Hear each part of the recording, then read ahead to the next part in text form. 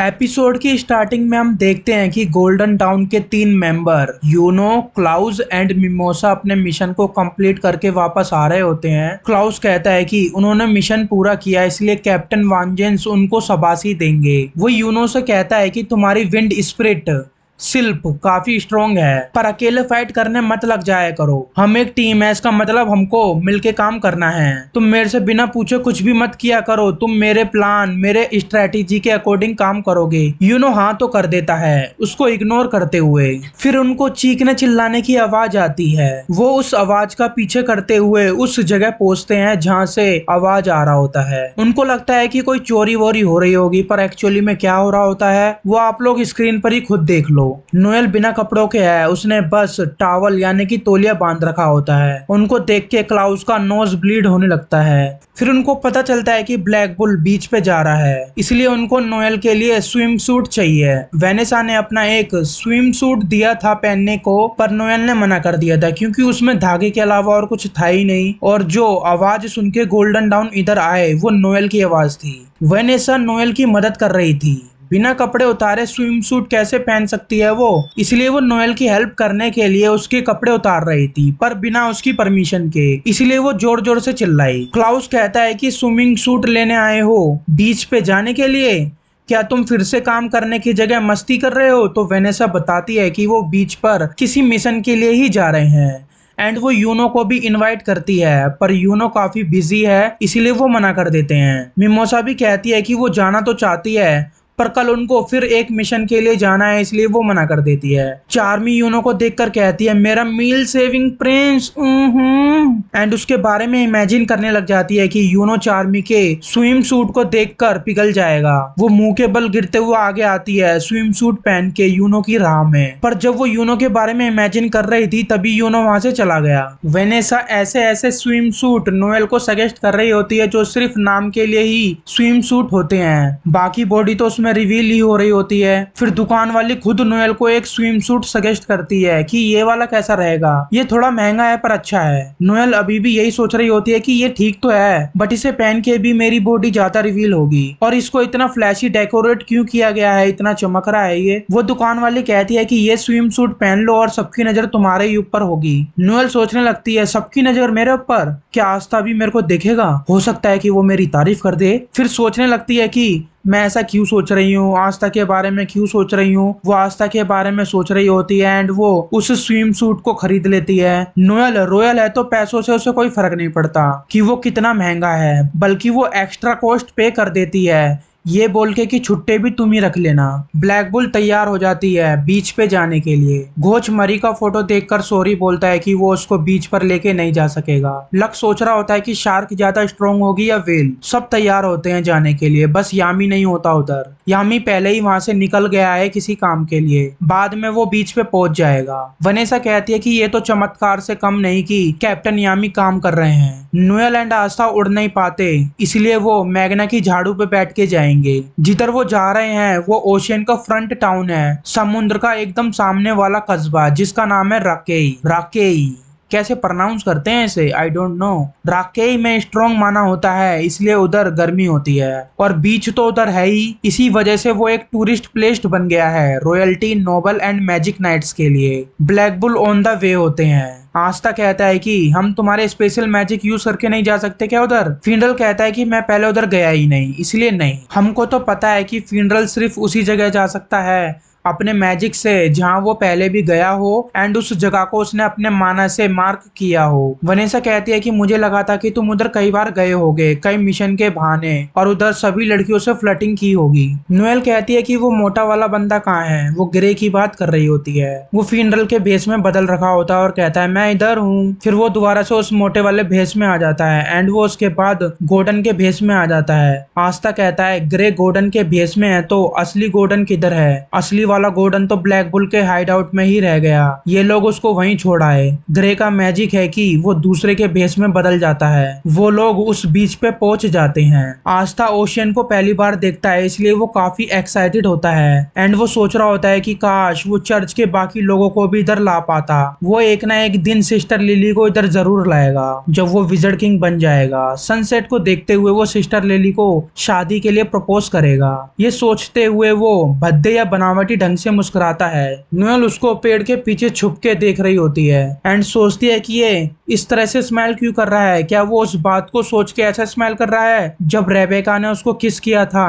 And फिर वो सोचती है कि मुझे क्या, मैं ऐसा क्यों सोच रही हूँ। ऐसा नहीं कि मैं उसको किस वगैरह करने वाली हूँ, मेरे को तो बस आस्था को स्विम सूट दिखाना है, सिर्फ ये दिखाने के लिए कि मैं दिखाना चाहती हूँ रेबेका से मैं अच्छी हूँ। वो आस्था को दिखाना भी चाहती है और उसको शर्म भी आ रही होती है। फिर वो धीरे से कहती है दूर से ही खड़े होके, आस्था देखो मेरा न्यू स्विम सूट कैसा है। फिर उधर मैग्ना आ जाता है जिसने यामी की ही तरह वो अंडरवेयर टाइप कुछ पहना होता है, जैपनीज एनिमे में जो दिखाया जाता है, जिसे शायद लोइन क्लॉथ कहते हैं। वेनेसा उधर आके उनसे पूछती है कि मेरा स्विम सूट कैसा है, तो मैग्ना और आस्था कहते हैं ये तो तुम हमेशा ही पहनती हो, इसमें नया क्या है। वेनेसा बोलती है तुम्हारे जैसे वर्जिन क्या ही समझेंगे अडल्ट चार्म को। लक उधर आता है और अपने मैजिक इलेक्ट्रिक करंट से मैग्ना के पीछे उसके अंडरवेयर में आग लगा देता है। घोच मरी का रेत से उसका पुतला बना रहा होता है और उसको अपने मिरर मैजिक से वीडियो कॉल करके ओशियन दिखा रहा होता है। अगली बार मैं तुमको भी लेके आऊंगा, फिर हम दोनों पानी में खेलेंगे। मरी आस्था को देख लेती है और कहती है मैं आस्था के साथ खेलना चाहती हूँ बीच पे।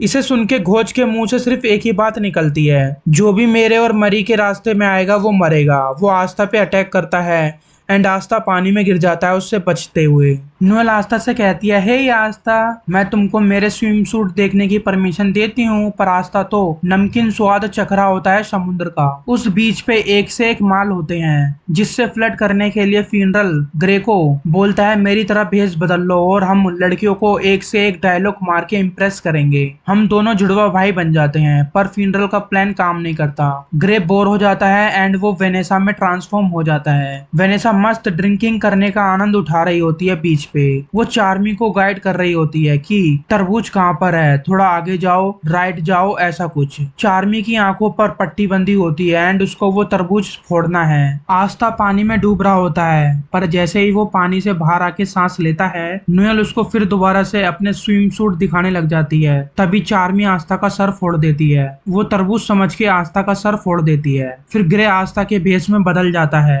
आस्था कहता है तुमको अपना ट्रांसफॉर्मेशन मैजिक किसी अच्छे काम में यूज करना चाहिए, फालतूगिरी में नहीं। फिर वो नोएल की तरफ देखता है। नोएल को लगता है कि अब आस्था ने उसको नोटिस कर लिया, पर वो कुछ और ही नोटिस करता है। और वो ये है कि बीच पे रेत में भागने से उसकी अच्छी खासी लेग एक्सरसाइज हो जाएगी। नोएल को गुस्सा आने लगता है और वो अपने वाटर मैजिक से आस्था पे अटैक करने लगती है, ये कहते हुए कि तुम मेरे स्विम सूट जरूर देखोगे। पर वो अटैक आस्था को लगता ही नहीं है। पर वो अटैक आस्था को लगने की जगह वापस मुड़ के मैग्ना को ही लग जाता है। जो आग लगी हुई थी उसके अंडरवेयर में वो बुझ जाती है एंड मैग्ना का अंडरवेयर जल के राख हो जाता है एंड मैग्ना सबके सामने नंगा हो जाता है। सबके सामने तो नहीं, शायद उसको सिर्फ नोएल एंड लक ने ही देखा। नोएल उसकी नूनू देखकर शर्मा जाती है और उसको गुस्सा भी आ जाता है, इसलिए वो उसके नूनू पे अपनी पिचकारी वाली अटैक करती है और उसके घुंघरू तोड़ देती है। फिर उधर सेक्के अपने दो दोस्तों के साथ आता है जिसको वो अपना चमचा समझता है एंड वो उन दोनों के सामने इतना शो ऑफ करता है कि पूछो मत। जब वो दोनों दोस्त उससे कहते हैं कि क्या तुम्हारे पास कोई काम नहीं, हमको सच में रिलैक्स करना चाहिए, तो सेक्के कहता है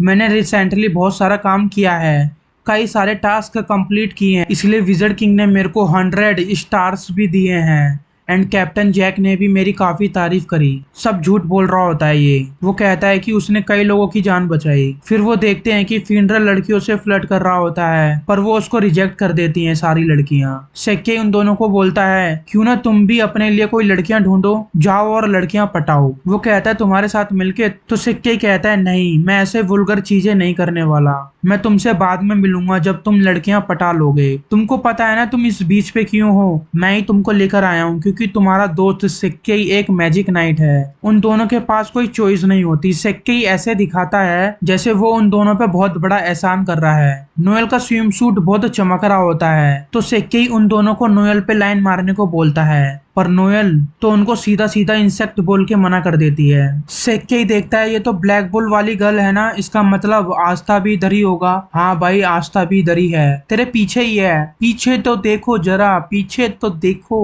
ब्लैक बुल आतंक मचा रहा होता है, उनके रास्ते में सिक्के ही आ जाता है तो वो उसको भी घसीट देते हैं। आस्था कहता है इधर तो हम मैजिक स्टोन ढूंढने आए थे ना, और हम ये क्या कर रहे हैं। यामी उधर आता है और आस्था को लात मारता है और सबको जमीन में यानी कि रेत में गाड़ देता है और समझाता है कि जब वो सब आतंक मचा रहे थे यामी कुछ रिसर्च कर रहा था, कुछ इन्फॉर्मेशन लेने गया था। अंडर वाटर टेम्पल समुद्र के अंदर है एंड समुद्र का करंट इतना स्ट्रॉन्ग है कि उधर फर्स्ट क्लास मेज भी नहीं जा सकते।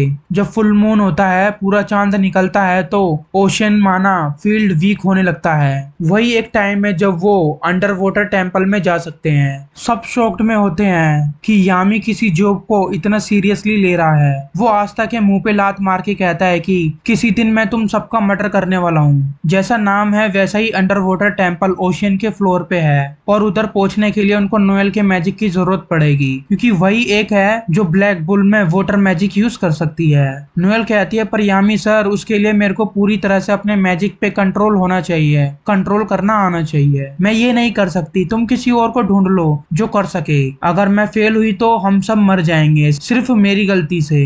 यामी कहता है हाँ हम सब मर जाएंगे और उससे ज्यादा क्या होगा। विज़र्ड किंग ने स्पेशली ये मिशन हमको सौंपा है, ब्लैक बुल के अलावा और कोई नहीं जो कर सकता है और कोई नहीं है जो हमारी मदद करेगा। सो तुम्हारे पास 1 हफ्ते का समय है, तब तक सीख लो। 1 हफ्ते बाद ही फुल मून होगा। नोएल रात में ट्रेनिंग कर रही होती है। वो कहती है कि उसके पास सिर्फ एक ही स्पेल है जो उसको आता है, सी ड्रैगन लेयर। उसी को डेवलप करना सबसे तेज तरीका होगा अपने आप को इम्प्रूव करने का, जिससे वो अंडर वाटर टेम्पल तक जाने में हेल्प कर सके, बजाय किसी और स्पेल को सीखने में, क्योंकि उसमें और ज्यादा समय लग जाएगा। वनेसा ने उसको कई सारी ट्रिक्स बताई थी जिससे वो माना कंट्रोल कर सके, पर वो काम ही नहीं करती। नोएल को लगता है कि शायद उसके पास वो एबिलिटी नहीं, इसलिए वो कभी मैजिक को कंट्रोल ही नहीं कर पाएगी। पर वो हार नहीं मानती, वो ट्राई करती जाती है। ये कोई टाइम नहीं एक्सक्यूज निकालने का, एक्सक्यूज देने का। वो ट्राई करती रहती है लगातार जब तक वो सीख ना जाए। फिर उसके स्पेल में आस्था आता है उड़ते हुए, उसको केकड़े काट रहे होते हैं। फिर आस्था कहता है तुम भी ट्रेनिंग कर रही थी मेरी तरह।